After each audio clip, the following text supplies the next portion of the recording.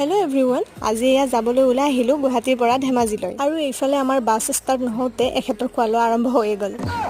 আৰু গুৱাহাটীত যেহেতু ইমানে গৰম পৰিছে তাৰ বাবে ময়ো নামি আহি এয়া এটা আমুলকুল খাই ললো আৰু এতিয়া পিছে আমাৰ যাত্ৰা আৰম্ভ হ'ল আৰু এখেতৰ টোপনি আমি দুজনী পিছে অকলে অহা নাই আমাৰ লগত মামাও আছে যেহেতু মামীৰ ঘৰ ধেমাজিতে তাৰ বাবে আমি ইয়ালৈ ফুৰিবলৈ আহিছো গধূলিও হ'ল আৰু এতিয়া আমি এয়া নগাঁও পাইছোহি আৰু অকমান সময় টোপনিও গলো এতিয়া পিছে 8:30 মান বাজিছে আৰু বাছৰ পৰা নামি আহি এয়া আমি এতিয়া ভাত খাব লৈছো ভাত খাই উঠিয়ে আমাৰ যাত্ৰা আকৌ আৰম্ভ হ'ল আৰু মাজৰাতি হাৰ পাই কিবা এটা খাব মন যোৱাত এয়া পপকৰ্নে খাই ললো আৰু এতিয়া আমি বাছৰ পৰা নামিলো আৰু প্ৰায় 4টা মান বাজিছে এয়া আমি আহি পালো ধেমাজিৰ হেনচুৱা গাঁও আমাৰ মুখকেইখন দেখি আপোনালোকেতো গমে পাইছে আমাৰ টোপনি ভালদৰে হোৱাই নাই বাছত আকৌ টোপনি ভালদৰে হ'বনে বাৰু যি নহওক এতিয়া আমি মামীহঁতৰ ঘৰ আহি পালোহি আৰু আহিয়ে প্ৰথমে গা পা ধুই লৈ এয়া চাহ খাব লৈছো আমি যিহেতু ইয়াত দুদিনমান থাকিমে সেয়ে ইয়াৰ কাহিনীবোৰ আপোনালোকৰ লগত নিশ্চয় শ্বেয়াৰ কৰিম আশা কৰিলো আপোনালোকে এই ভিডিঅ'টো চাই ভাল পালে আজিলৈ ইমানে বাই